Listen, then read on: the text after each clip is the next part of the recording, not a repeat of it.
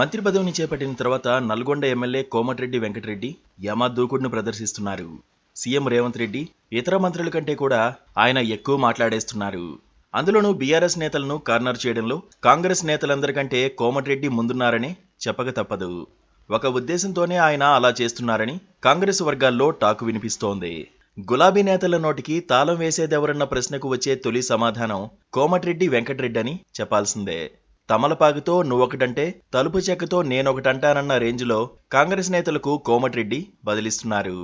అవినీతైనా 6 గ్యారంటీలైనా సరే బీఆర్ఎస్కు గట్టి కౌంటర్లిస్తున్నది కోమటిరెడ్డి అనే చెప్పాలి. ఇతర కాంగ్రెస్ నేతలు కూడా ఎదురుదాడి చేస్తున్నప్పటికీ వాళ్ళెవరూ కోమటిరెడ్డికి సరితోగరని చెప్పాల్సిందే. ఉచిత కరెంట్ను లోక్సభ ఎన్నికలు ముగిసేదాకా వాయిదా వేస్తారని బీఆర్ఎస్ నేతలు ఆరోపిస్తుంటే చూడండహే ఫిబ్రవరి నెల నుంచి అమలు చేస్తామని కోమటిరెడ్డి గట్టిగా సమాధానమిస్తున్నారు. ఫిబ్రవరి నుంచి కరెంటు బిల్లులు కట్టొద్దని పేద మధ్యతరగతి ప్రజలకు కేటీఆర్ చెబుతుంటే ఎన్నికల్లో ప్రజలకు ఇచ్చిన ప్రతి హామీని నెరవేర్చి తీరుతామని కోమటిరెడ్డి చెబుతున్నారు. బీఆర్ఎస్ నేతలు టెన్షన్ పడాల్సిన పనిలేదని ఇచ్చిన హామీలన్నిటినీ 100 రోజుల్లో అమలు చేసి తీరుతామని ఆయన కుండబద్దలు కొడుతున్నారు. కోమటిరెడ్డి టార్గెట్ బీఆర్ఎస్ఏనని చెప్పక తప్పదు. బీఆర్ఎస్ పూర్తిగా భూస్థాపితం కావాలన్నదే ఆయన ఆకాంక్షగా చెప్పుకోవాలి. పైగా కేసీఆర్ అంటే కోమటిరెడ్డి ఒంటికాలు మీద లేస్తుంటారు. అందుకు వేరు కారణం కూడా లేకపోలేదు. బీఆర్ఎస్ కాంగ్రెస్ మధ్య మాటల తోటాలు పేలుతున్న రోజుల్లో ఎక్కువ స్కడ్లు వదులుతుంది కూడా కోమటిరెడ్డి మాత్రమేనని చెప్పాలి. గత ప్రభుత్వంలో అక్రమాలను బయటపెట్టడంపై ఆయన దూకుడును పెంచారు. తమ ప్రభుత్వంపై మాట్లాడుతున్న వాళ్లు 5-6 నెలల్లో తిహారు జైల్లో ఉంటారని హెచ్చరించారు. కారు వెళ్లింది సర్వీసింగ్కు కాదని పర్మినెంట్గా షెడ్డుకేనని ఆయన ఆరోపించారు.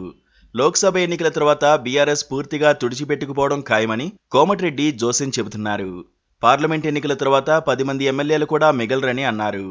లోక్సభ ఎన్నికల తర్వాత బీఆర్ఎస్ పార్టీకి చెందిన 30 మంది ఎమ్మెల్యేలు కాంగ్రెస్లోకి వస్తారు అన్నది కోమటిరెడ్డి లెక్క. బీఆర్ఎస్కు ఒక్క పార్లమెంటు సీటు కూడా రావడం కష్టమన్నారు. భద్రాద్రి థర్మల్ విద్యుత్ కేంద్రాల్లో అక్రమాలతో పాటు ఛత్తీస్గఢ్లో కరెంటు కొనుగోళ్లలో అవినీతి బయటపడుతుందన్న అక్కస్తోనే తనపై మాజీ మంత్రి జగదీష్ రెడ్డి ఆరోపణలు చేస్తున్నారని ఆయన చెప్పారు.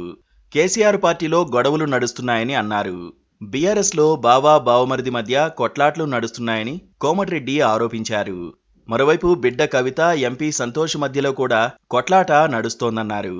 కోమటిరెడ్డి దూకుడుకు ప్రత్యేకమైన కారణముందని కాంగ్రెస్ పార్టీ వర్గాలు అంటున్నాయి. పార్టీలో మార్పులు జరిగి రేవంత్ రెడ్డి దిగిపోవాల్సి వస్తే తనకు సీఎం అయ్యే అవకాశాలు మెరుగుపరుచుకునేందుకు కోమటిరెడ్డి ప్రయత్నిస్తున్నారని చెబుతున్నారు. నిత్యం ఏదోటి మాట్లాడితే అధిష్టానం దృష్టిలో పడతామని ఆయన విశ్వసిస్తున్నారు. అసలు ఈపాటికే తనకు ముఖ్యమంత్రి పదవి వచ్చి ఉండాల్సిందన్నది కోమటిరెడ్డి ఆలోచన. కోమటిరెడ్డికి ఆకాంక్షలు చాలా ఎక్కువే. తమ కుటుంబం మొత్తం కాంగ్రెస్ పార్టీ కోసం పనిచేస్తోందన్నది ఆయన ఆలోచనగా చెప్పాలి. అలాంటిది తనను ఒక్క నల్గొండ జిల్లా నేతగానే చూస్తున్నారని ఆయనకు చాలా రోజులుగా ఆందోళన ఉంది. ఇప్పుడు ఆ పరిధిని దాటుకుని రాష్ట్ర స్థాయి నేతగా, ముఖ్యమంత్రిగా ఎదగాలన్న ప్రయత్నాలను కోమటిరెడ్డి కొనసాగిస్తున్నారు.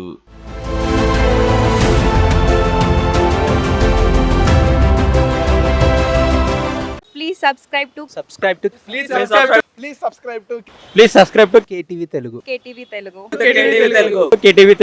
KTV Telugu channel.